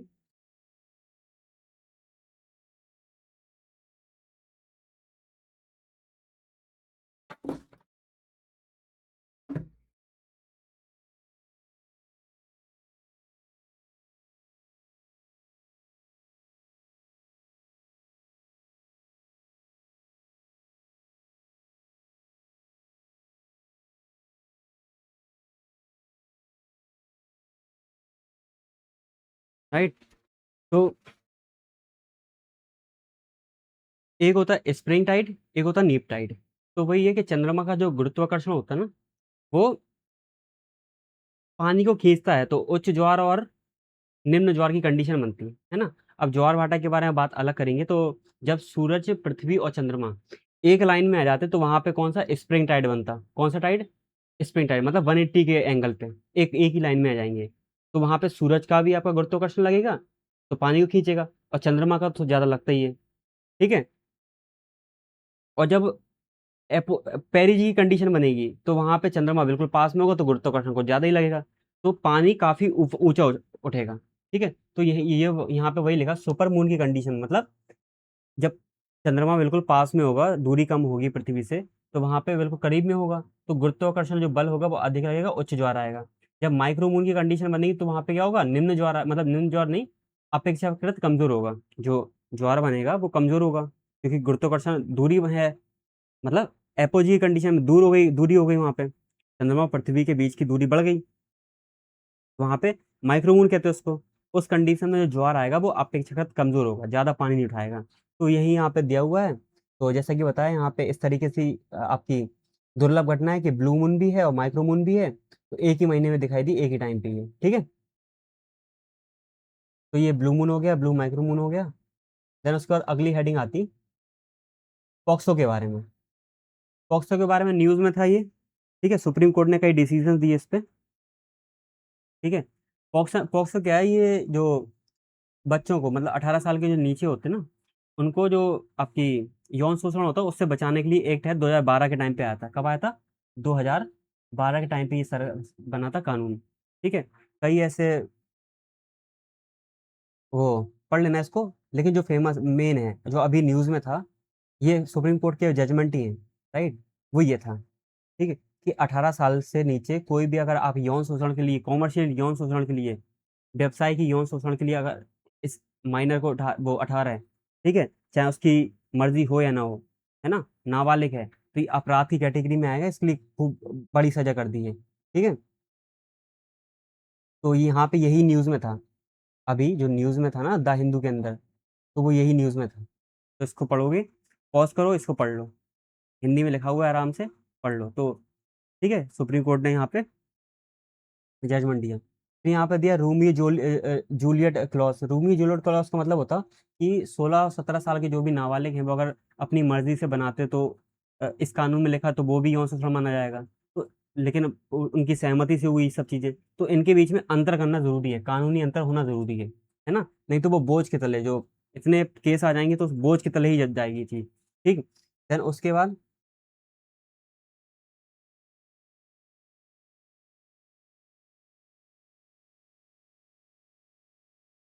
ये पढ़ लेना इसको, यहाँ पे इतना काम करने जो मेन था वो यही था, है ना, जो अभी न्यूज़ में था वो ये था, राइट। फिर यहाँ पे, अब यहाँ पे मेन है, यूपीएससी क्वेश्चन पूछेगा तो कहाँ से पूछेगा, यहाँ से पूछेगा। बच्चे की परिभाषा, 18 साल से जो भी नीचे है वो बच्चा है। लैंगिक ये जो कानून है ऐसा नहीं केवल लड़कियों के लिए है, जो 18 साल से नीचे लड़का हो लड़की हो या किसी भी लिंग का हो, ठीक है, चाहे LGBTQ से हो, तो उसके लिए भी लागू होगा ये। उसके साथ गलत हुआ तो उसको न्याय मिलेगा, ठीक है, उसको सुरक्षा मिलेगी वगैरह वगैरह। सहमति अमान, जैसे कि बताया, 18 साल के नीचे कोई भी नाबालिग है, अगर वो जो कृत्य होता है जो भी वो अगर सहमति से भी करता, फिर भी वो क्या माना जाएगा, अपराधी माना जाएगा, ठीक है। कठोर दंड की प्रावधान, ये गंभीर प्रवेशन यौन हमला हुआ तो उसके लिए क्या मौत की सजा भी दी हुई है यहाँ पे, ठीक है। बिल्कुल मिलेगी यार, बहुत गलत काम है ये, 2019 में चेंज चेंज किया गया था ये। अनिवार्य रिपोर्टिंग, मान लो किसी के पास जानकारी है और वो पुलिस को या बाल कल्याण समिति को नहीं दे रहा, तो उसके लिए 6 महीने की जेल या जुर्माना, मतलब उसने करा नहीं, उसके पास जानकारी है उस चीज़ की और उसने छुपाई वो चीज़, तो ये गलत है, तो उसको भी जेल की हवा खानी पड़ेगी। चुनौतियों के बारे में सिंपल बात है भाई, कि एक तो आयु निर्धारण, मार्कशीट में आधार कार्ड में आयु कुछ और है, रियल में मेडिकल चेकअप में कुछ और निकल रही, तो यहाँ पे क्या मैच नहीं कर रही वो आयु, तो कैसे अंदाजा लगाएं, कैसे हम माने इस चीज़ को, ठीक है। तो यहाँ पे जो आयु होती है उससे विसंगतियाँ आ रही, ठीक है। तो अभी 18 साल के ऊपर है या नहीं कैसे पहचाने, तो ये विसंगति है आपकी, ये एक चुनौती है इस चीज़ की। साथ में लंबित मामले, लंबित मामले का मतलब कि 1 साल के भीतर सुनवाई होनी चाहिए लेकिन वो अटके रहते हैं, है ना, कन्विक्शन रेट कम है, तो इसको ठीक करना ज़रूरी है। तो ये बुराइयां हैं, इन्हीं में से हमें सुधार भी करना है इन चीज़ों में, राइट। फिर चाइल्ड फ्रेंडली कोर्ट की अभाव है, ठीक है, फॉरेंसिक सुविधा के भारी कमी है, इंफ्रास्ट्रक्चर नहीं है ना, उतनी नॉलेज नहीं है, किसी बच्चे या बच्ची के साथ गलत हुआ तो उसके बारे में नॉलेज नहीं है, इंसान दबाता है इस चीज़ों को। तो ये सब चुनौतियां हैं आपके भारतीय समाज की, जो भी आपके पॉक्सो एक्ट है उसके अंतर्गत जो भी चुनौतियां हैं, ठीक है। तो इसको जितना है, जो मेन है आपका वो यही पेज है, यही वाला, ठीक है। जो न्यूज़ में था वो बता दिया मैंने, वो इतना इंपॉर्टेंट नहीं है, बस इतना समझो। न्यूज़ में ये आपका पॉक्सो एक्ट 2012 का पढ़ना आपको, साथ में चुनौतियां हो गई, इसमें क्या सुधार कर सकते हैं वो सब, और एक छोटा सा निष्कर्ष यहाँ से बनेगा, तो मेंस का क्वेश्चन बनेगा। प्रीलिम्स में ऐसा ऐसी चीज़ें नहीं पूछा रही, जैसे कि 2025 का आपने पेपर देखा, फैक्ट फैक्ट से भरा हुआ था वो, तो आप समझो अब यूपीएससी उस चीज़ पे जा ही नहीं रही कि हम तुम्हारा लॉजिक चेक करें, ठीक है। तो पॉक्सो एक्ट हो गया, कोई भी ऐसे कानून हो गए, तो इन पे मेंस के ही सवाल बनेंगे, अगर बनेंगे तो न्यूज़ में था ये, तो बनने के चांसेस हैं, तो मेंस के लिए यही ध्यान रखें इस चीज़ को, गॉट इट। फिर नेक्स्ट टॉपिक आता है कोल गैसिफिकेशन का, किसका, कोल गैसिफिकेशन। तो कोल गैसिफिकेशन का कॉन्सेप्ट ये होता है कि कोयले को डायरेक्ट ना जलाएं, बस उसको सीमित थोड़ी सी ऑक्सीजन दें, टेम्परेचर प्रेशर दे दें, तो वो क्या होगा, गैस, सिन गैस रिलीज करेगा। कौन सी गैस, सिन गैस। तो उसका जो बचेगा वो उसका यूज कर लेंगे, और साथ में सिन गैस का भी हम कहते हैं यूरिया बनाने में, अमोनिया बनाने में, वो सब, ठीक है, और भी चीज़ों में यूज करते हैं। न्यूज़ में क्यों है, जो केंद्रीय मंत्रिमंडल है उन्होंने जो लिग्नाइट होता है, जैसे कोयला होता है 4 तरीके का होता है, एंथ्रेसाइट, बिटुमिनस, लिग्नाइट और पीट। जो एंथ्रेसाइट होता है वो सबसे बेस्ट क्वालिटी का कोयला होता है, और जो लिग्नाइट हो गया, पीट हो गया, ये उतनी अच्छी क्वालिटी के नहीं होते, ठीक है। तो इसी इन्हीं चीज़ों के लिए आपका क्या गैसिफिकेशन का कॉन्सेप्ट लेके आ गए, तो 37,000 करोड़ का वित्तीय आवंटन करा, नई योजना को मंजूरी दी, हम कोल गैसिफिकेशन में काम करेंगे। 2 टाइप की होती है कोल गैसिफिकेशन, एक तो सरफेस पे कोयला को निकाला खदान से फिर कर रहे हैं, है ना, फैक्ट्री के अंदर, एक होता ज़मीन के अंदर अंडरग्राउंड, तो उसको भी पढ़ेंगे, ठीक है। इसमें राष्ट्रीय लक्ष्य क्या है अपना, कि 2030 तक 100 मिलियन टन का कोयले का गैसिफिकेशन का लक्ष्य रखा, ठीक है। इस योजना जो बनाई हुई योजना है, इससे डायरेक्ट 75 मिलियन टन का लक्ष्य मिलेगा अपन को, कि हम 75 मिलियन इससे करेंगे, 25 कहीं और से कर लेंगे, ठीक है। लॉन्ग टर्म लिंकेज, निवेशकों को सुरक्षा प्रदान करने के लिए सरकार का कोयला गैसिफिकेशन के कोयला लिंकेज का कॉन्सेप्ट लेके आया, इससे 30 साल बढ़ा दिया, जरूरी नहीं है, बस इतना ध्यान रखो, एक लॉन्ग टर्म लिंकेज लेके आ गया, किसके, निवेशकों के लिए, निवेशकों को राहत देने के लिए 30 वर्ष तक बढ़ा दिया उसको, ठीक है। राज्यों के पहले कई राज्य, जैसे उड़ीसा हो गया, महाराष्ट्र हो गया, और भी कई राज्य हैं जो इस पे काम कर रहे हैं, है ना, केंद्र तो कर ही रही, कोयले गैसिफिकेशन पे, राइट। अब ये तो सर क्या था, ये करंट की न्यूज़ थी, लेकिन जो कोयला गैसिफिकेशन मेन मुद्दा यहाँ से आता है। क्या मेन मुद्दा? कि कोयले को सीधा ना जला के किसमें, गैस में बदलना, रासायनिक प्रक्रिया करके गैस में बदलना। कैसे? कोयले को उच्च तापमान दाब पे डालो, थोड़ा सा भाप दे दो, स्टीम दे दो, और सीमित मात्रा में, बिल्कुल सीमित मात्रा में ऑक्सीजन दे दो, रिएक्शन होगी, राइट। रिएक्शन होगी तो यहाँ पे क्या होगा, गैस में बदल जाएगा। कोयला पूरी राख नहीं बनेगा, गैस में बदल जाएगा, उसका नाम है सिन गैस। अब सिन गैस कौन सी होती है? इसके अंदर कार्बन मोनोऑक्साइड होती है, साथ में हाइड्रोजन होती है। तो इसका यूज अलग अलग केमिकल बनाने में कर सकते हैं, एनर्जी सोर्स में भी कर सकते हैं हम। Got it? तो इसमें क्या होता है, सिन गैस के अंदर कार्बन मोनोऑक्साइड, हाइड्रोजन, थोड़ी मात्रा में आपका कार्बन डाइऑक्साइड और मीथेन गैस भी होती है, और जो जलवाष्प होती है उसका भी मिश्रण होता है।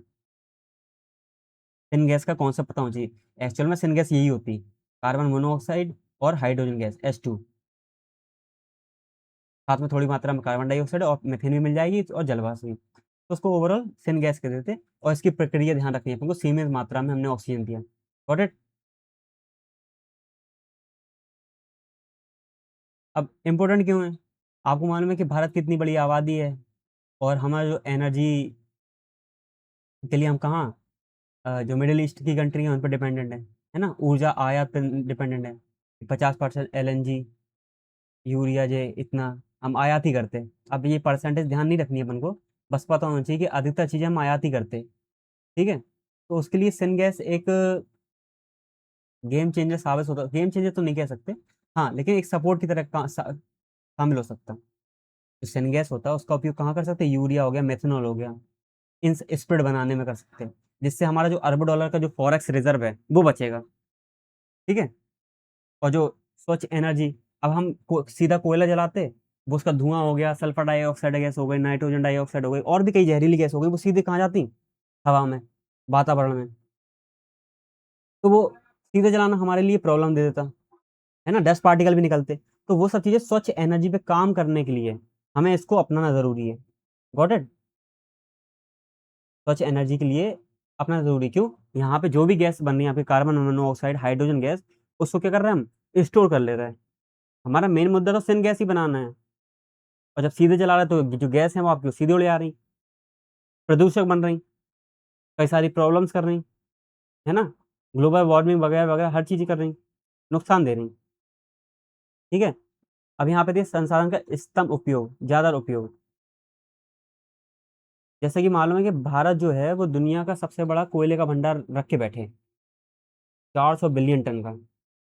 उसमें एंथ्रासाइट, बिटुमिनस, बिटुमिनस ज्यादा है, लिग्नाइट पीट सब है। ठीक है।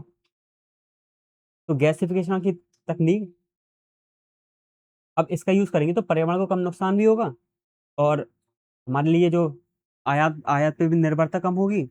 और साथ में क्या होगा कि फैक्ट्री हो गई, फैक्ट्री तो ठीक, वो क्या कहते हैं उसको, जो भी हमारे पास विशाल संसाधन है, ऊपर ऊपर की कोयले की जो खदान है वहां से तो निकाल लेते हैं अपन, लेकिन जो अंदर वाला है डीप में, तो उसके लिए अंडरग्राउंड वाला कॉन्सेप्ट लेके आकर ये दिया हुआ है ना। ठीक है। तो अंडरग्राउंड कोल गैसिफिकेशन का कॉन्सेप्ट लेके आ गए। Got it? फिर रोजगार की बात करेंगे, यहाँ पे रोजगार की बात है बिल्कुल।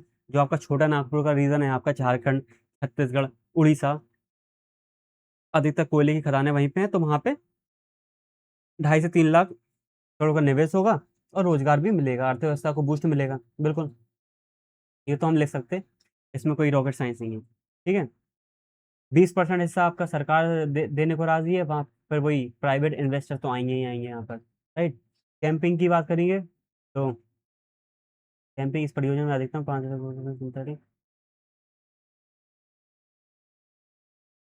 कैंपिंग क्या कैंपिंग क्या कह रहे हैं यहाँ पे, किसी भी एक परियोजना के लिए अधिकतम वित्तीय प्रोत्साहन 5,000 करोड़ रुपए तय किया गया है, यूरिया और सिंथेटिक प्राकृतिक गैस, नेचुरल गैस को छोड़कर। अन्य किसी एकल उत्पाद के लिए सीमा 9,000 करोड़ जरूरी नहीं है। ठीक है।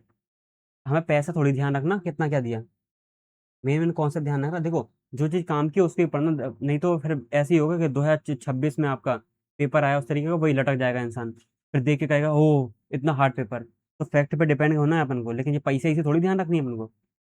अब बात आती है अंडरग्राउंड कोल गैसिफिकेशन की, तो इसमें डिफरेंस समझ लोगे ना तो वो समझ सही रहेगा। अब ये किसके लिए काम में आता है, मान लो कोई डीप माइन है, बहुत गहराई में कोयला है रखा अपना, बहुत गहराई में कोयला है, बहुत गहराई में, तो वहां तक इंसानों को तो पहुंचाएंगे नहीं, ठीक है।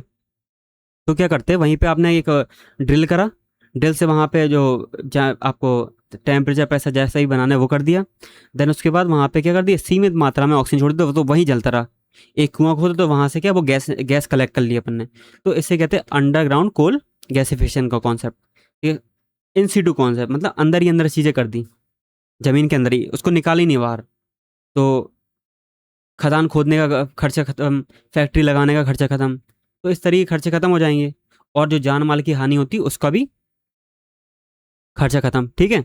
तो इस तरीके से अंडरग्राउंड कोल गैसिफिकेशन है, तो ये काफ़ी एडवांस है, ठीक है। इसके भी कई नुकसान हैं, वो भी देखेंगे, लेकिन इन सब में सबसे सही है इस समय जो फ्यूचर के लिए हम देख रहे हैं ना, इसकी तरफ देख रहे हैं, अंडरग्राउंड वाले की तरफ, राइट। तो इसमें माइनिंग नहीं करनी पड़ती, कोयला अंदर जो भी आपका परत में बैठा हुआ है, जो भी आपकी सी बेड कह रहा मैं, जो भी अंदर बैठा हुआ है कोयला लेयर में, तो वहाँ पे एक कॉन्सेप्ट लेके आते हैं जिसका नाम है इंजेक्शन कुआं। खोद दिया, इंजेक्शन का वेल खोद दिया, तो वहाँ पे उच्च दाब तो बने ही है उसके ज़मीन के अंदर, ऑक्सीजन पहुँचा दी सीमित मात्रा में, जल वाष्प पहुँचा दी, तो वहीं पे वो जलता रहा, है ना, दहन होता रहा। वहाँ से जो कंबजन हुआ, गैसिफिकेशन हुआ, वहाँ से क्या हुआ, सिन गैस बनना शुरू हुई, इसको कनेक्ट कर लिया, ठीक है। तो सिन गैस कलेक्ट हो गई, एक तरफ से हमने ये डाला, दूसरी तरफ यहाँ पे क्या फैक्ट्री बना ली, ऐसे तरीके का देखो, यहाँ से, ठीक है। यहाँ पे इंजेक्शन वेल है, यहाँ पे जलाई है, यहाँ से गैस निकल के यहाँ पे आ गई, ठीक, इस तरीके की चीज़ है, राइट। तो इससे हमें कुछ खोदने वोदने की ज़रूरत नहीं पड़ी ना, पेड़ काटने की, जंगल काटने की ज़रूरत नहीं पड़ी। जैसे कि मान लो किसी जंगल है, कोई जंगल है, उसके नीचे मालूम कि 300-500 मीटर नीचे खूब सारे कोयले के भंडार हैं, ठीक है।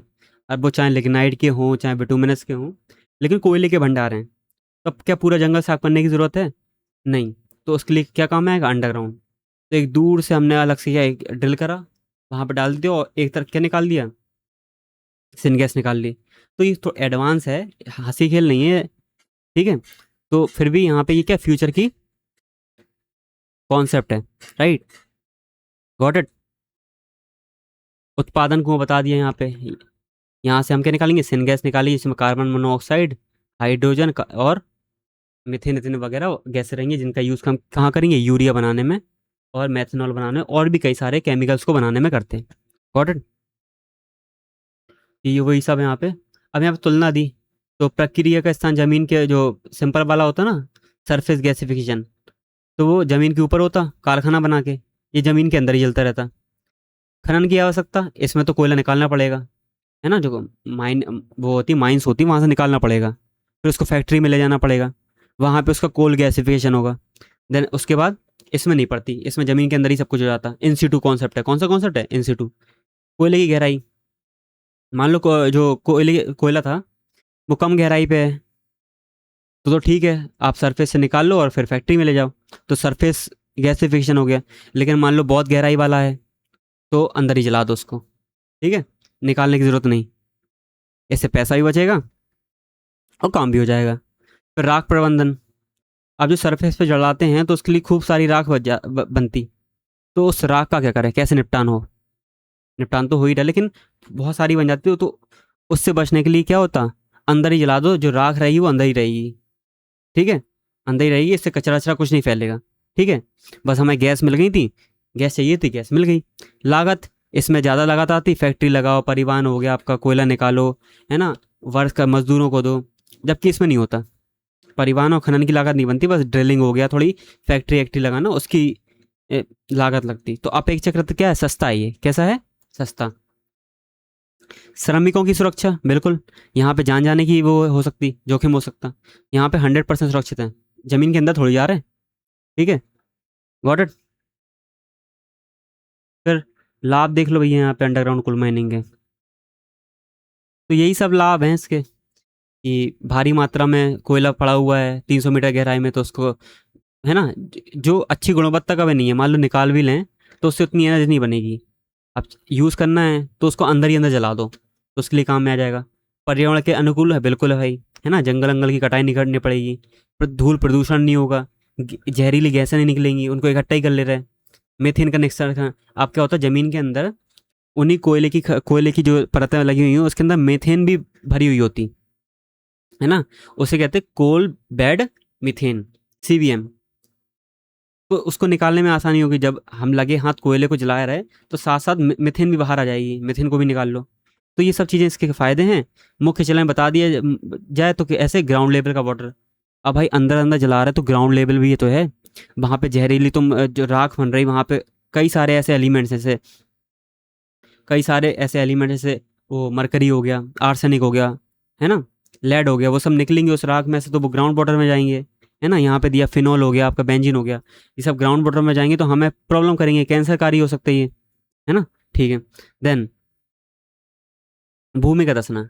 अब जब जमीन में कोयला था तो वो ठोस था, वो सपोर्ट दिए हुआ था जमीन को, और पता नहीं कितना कोयला है अंदर नीचे, है ना, किस लेयर में बैठा हुआ है, उसको जला रहे तो जो राख होती ना, वो वेट लॉस हो जाता उसका, है ना, वेट लॉसिंग कॉन्सेप्ट है ये। तो जब जलेगा तो लॉस हो जाएगा उसका, तो राख बन जाएगी, तो वो क्या, जमीन धंसने का ज़्यादा वो खतरा रहता, कैविटी बन जाती है, क्या बन जाती, कैविटी, तो जमीन धंसने का भी खतरा रहता, राइट। तो वही सब यहाँ पे ये तुलना दिया हुआ है यहाँ पे, लेकिन ये है कि जो अंडरग्राउंड कोल गैसिफिकेशन है वो एक एडवांस कॉन्सेप्ट है, और उसको बैलेंस तरीके से अपनाओगे तो कोई भी चीज़ आपका फ़ायदा ही करेगी, ठीक है। अब बिल्कुल ही अति कर दोगे किसी चीज़ की तो वो नुकसान ही करेगी, राइट। फिलहाल यहाँ तक का कॉन्सेप्ट हो गया, अगला कॉन्सेप्ट पे आएंगे हम, वो है ब्रह्मोस।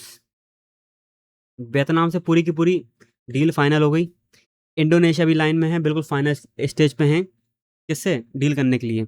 तो भारत, जो कि एक टाइम पर नेट इम्पोर्टर था, हम इम्पोर्ट करते थे चीज़ें बाहर से, आज हम एक्सपोर्टर बन गए। ब्रह्मोस जैसी जो सुपरसोनिक मिसाइल है आपकी, क्रूज मिसाइल, दुनिया की फास्टेस्ट सुपर मिसाइलों में से एक है ये, क्रूज मिसाइलों में से, तो उसको हम क्या कर रहे हैं, एक्सपोर्ट कर रहे हैं। फिलीपींस से डील हो चुकी है हमारी, वियतनाम इंडोनेशिया फाइनल में स्टेज में है। ये किस लिए, चीन को काउंटर करने के लिए, क्योंकि वो जो साउथ चाइना सी वाला रीजन है, चाइना उस पर पूरा का पूरा दबदबा करना चाहता, तो वियतनाम हो गया, इंडोनेशिया हो गया, इन सब से होता रहता है उसका नोक-झोंक। तो उसको काउंटर करने के लिए भारत अपना दोस्ती का हाथ बढ़ा रहा कि हमसे भी ले लो थोड़ा-सा। तो ब्रह्मोस सबसे बेहतरीन, ठीक है? तो ब्रह्मोस की बात करेंगे यहाँ पे। ब्रह्मोस जो है वो रशिया और इंडिया ने मिलके बनाई, ठीक है? इंडिया की ब्रह्मपुत्र नदी और रूस की मॉस्कोवा नदी के नाम पे है ब्रह्मोस, ठीक है? सुपरसोनिक क्रूज मिसाइल है, इसकी स्पीड देखोगे 2.8 मैक। ये मैक का मतलब होता है साउंड की स्पीड, तो साउंड की स्पीड से लगभग लगभग 3 गुना तेज, साउंड की स्पीड से 3 गुना स्पीड से चलती है ना। साउंड की स्पीड अगर 1 मैक मान लो तो 2.8 मैक की स्पीड से चलती है, ठीक है। क्रूज मिसाइल है, क्रूज मिसाइल का मतलब होता है कि होता है जैसे एक बैलिस्टिक मिसाइल होती है जो पहले एनवायरमेंट ऐसे जाती है, ऐसे करती, क्रूज मिसाइल ऐसे चलती है, इस तरीके से, ठीक है, सरफेस से लगी हुई चलती है वो, ठीक है, अपना पाथ चेंज कर सकती है, जबकि जो बैलिस्टिक मिसाइल होती है वो पाथ चेंज नहीं कर पाती, है ना। तो क्रूज मिसाइल को डिटेक्ट करना भी थोड़ा हार्ड हो जाता, जो आपके रडार होते हैं ना उनसे, ठीक है। रेंज की बात करेंगे तो 298 किलोमीटर थी जब MTCR साइन नहीं करा था भारत ने, क्योंकि 2016 में भारत ने MTCR साइन कर लिया, तो अब उसकी स्पीड, वो स्पीड कह रहा मैं, रेंज कितनी बढ़ा दी, 450 प्लस।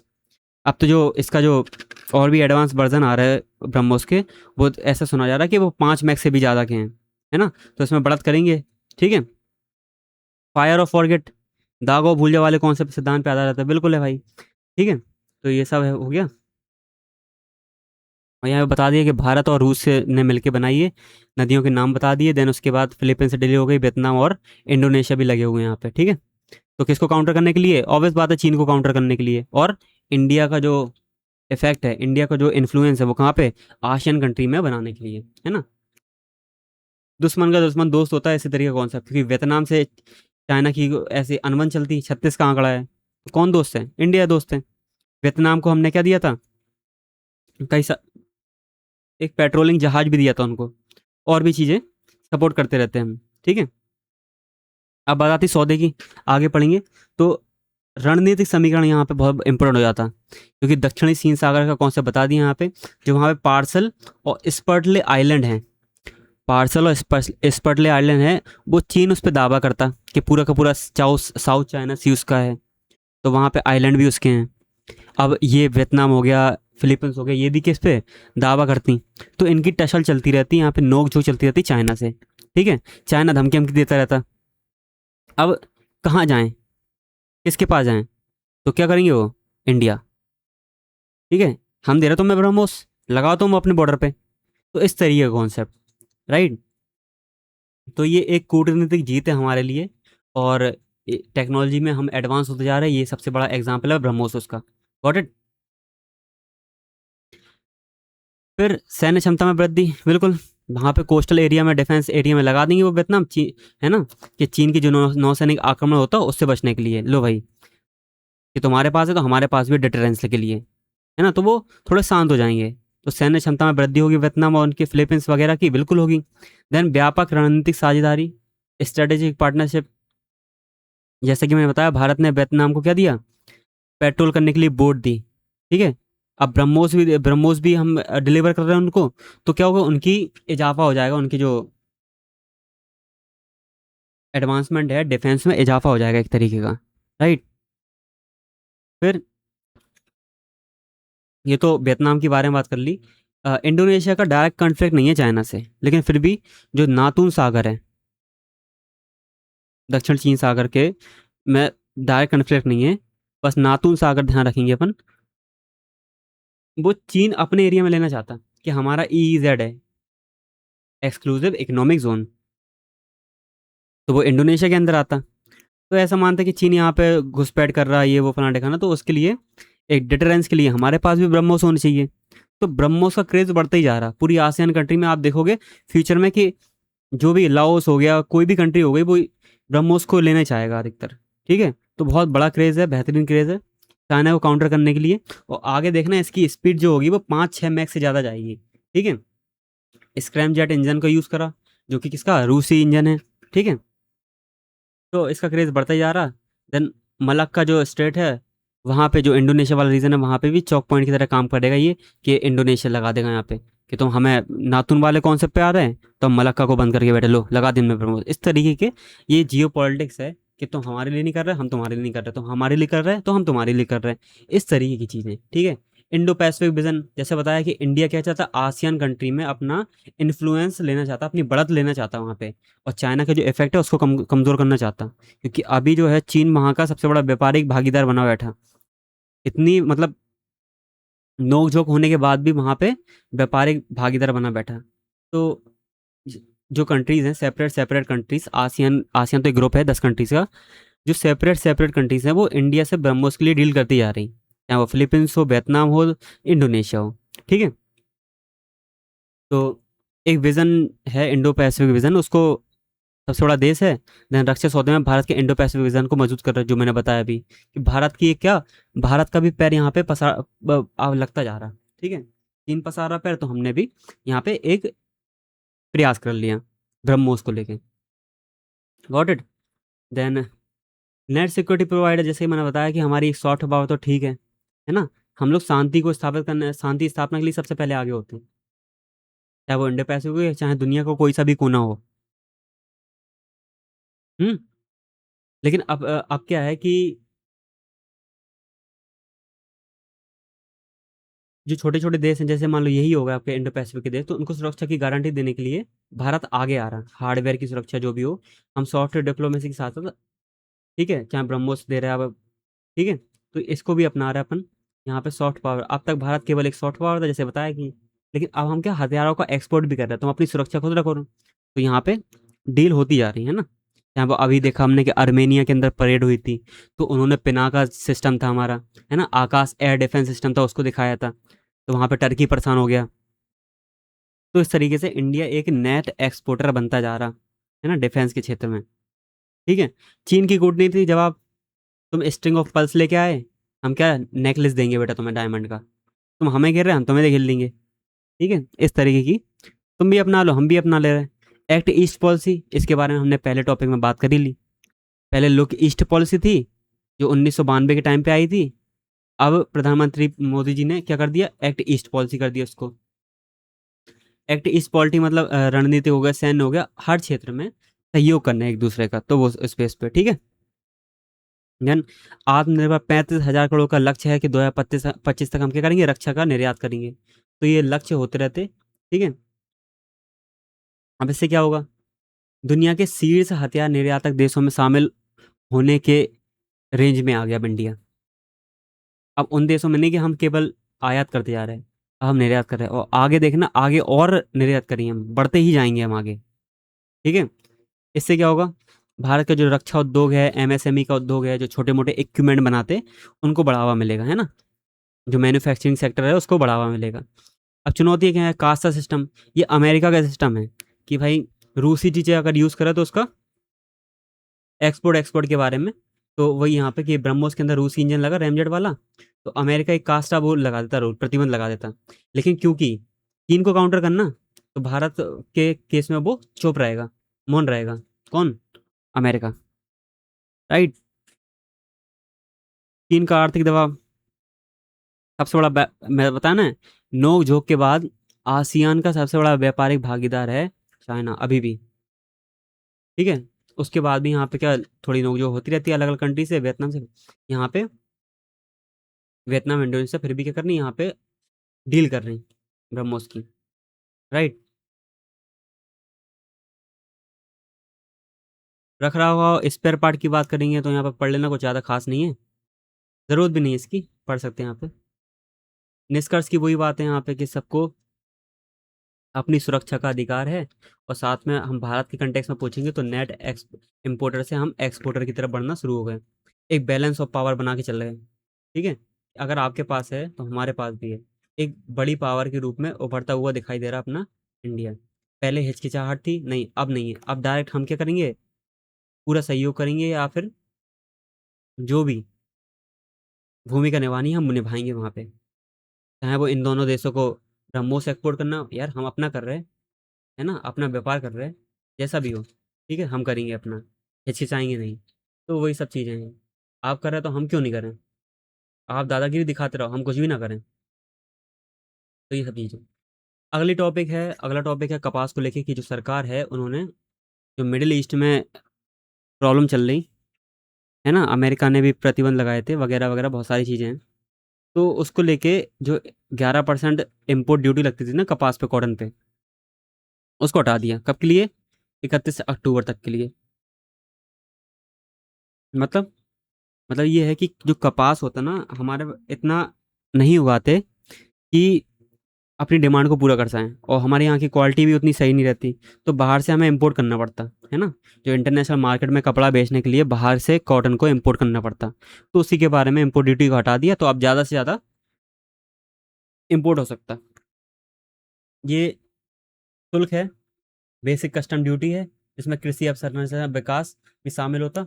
इसका मुख्य उद्देश्य क्या है, जो विदेशी कपास है उससे अपने घरेलू कपास और घरेलू किसान को बचाना, इस तरह की चीज़ें, ठीक है।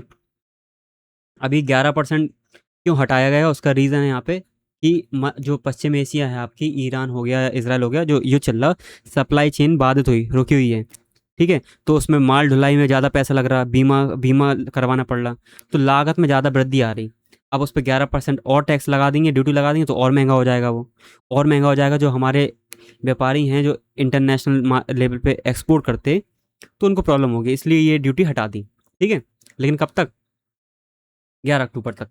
तो ये ऑफ सीजन है, क्योंकि कपास क्या है, कपास एक खरीफ की फसल है।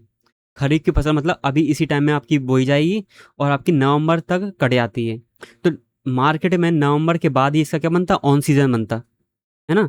अभी ऑफ सीजन है, तो देख रहे हैं 31 अक्टूबर तक, नवंबर तक गई नहीं है, अक्टूबर तक ही हमारा क्या, ये 11% हटा दिया, उसके बाद लगा देंगे वापस जैसा भी कंडीशन बने, राइट। फिर देन पॉलिस्टर की कीमतों में उछाल। पॉलिस्टर जैसे क्या होता है, कच्चे तेल की कीमत के कारण जो सिंथेटिक फाइबर होते हैं ना, जैसे नायलॉन का ध्यान रख सकते हैं अपन, नायलॉन, तो उसकी कीमतों में उछाल आया, तो कपास की तरफ इंसान बढ़ना शुरू हो गया, है ना, कपास की मांग बढ़ गई, ठीक है। तो वही है कि बाहर से अब इंडिया में इतना उगता नहीं है कि उनकी डिमांड को पूरा कर पाएँ, क्योंकि बढ़ भी गई, तो बाहर से लेके आ रहे हैं। ठीक है, बहुत सारे फैक्टर हैं, इनको कनेक्ट करना ज़रूरी है। फिर घरेलू मांग एंड आपूर्ति में भारी अंतर। जैसे कि बताया कि भाई हमारी मांग इतनी है, घरेलू उपज इतनी है, वो भी उतनी अच्छी क्वालिटी का नहीं, उतने अच्छे बीज नहीं।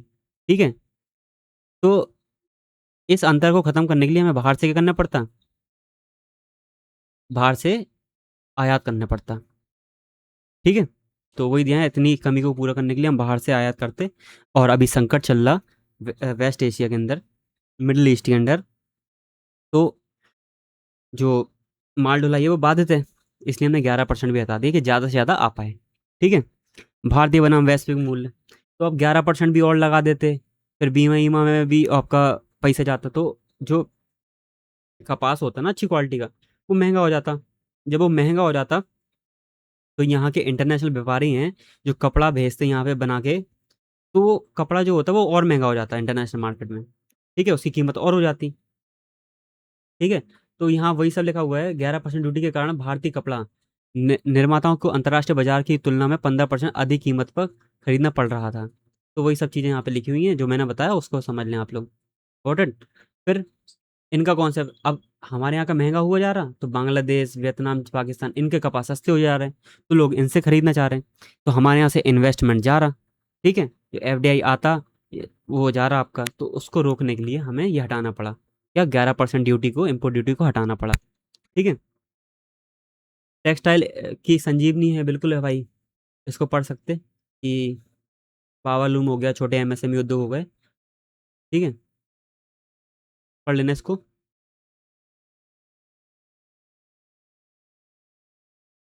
अब जब कपास पे ड्यूटी हटेगी, तो जो भी उद्योग में कमी आई थी वो वापस उठ खड़ा होगा। ठीक है, वापस तेजी आना शुरू हो जाएगी इस चीज़ में। ये तो सिंपल लॉजिक वाली बात है। और निर्यात लक्ष्यों की प्राप्ति, 2030 तक $100 बिलियन के कपड़े का निर्यात की बात करी गई है ना।